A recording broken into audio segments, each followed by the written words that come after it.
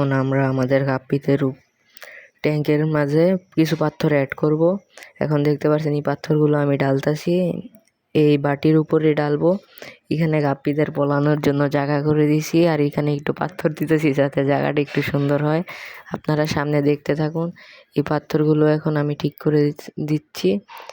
ছোট পাথরগুলো উপরে এবং হালকা হালকা সাইডে, আর বড়গুলো নিচে সাইড দিয়ে দিয়ে বর্ডার বানিয়ে দিতেছি। এখন আমরা করতে থাকি, আপনারা দেখতে থাকুন।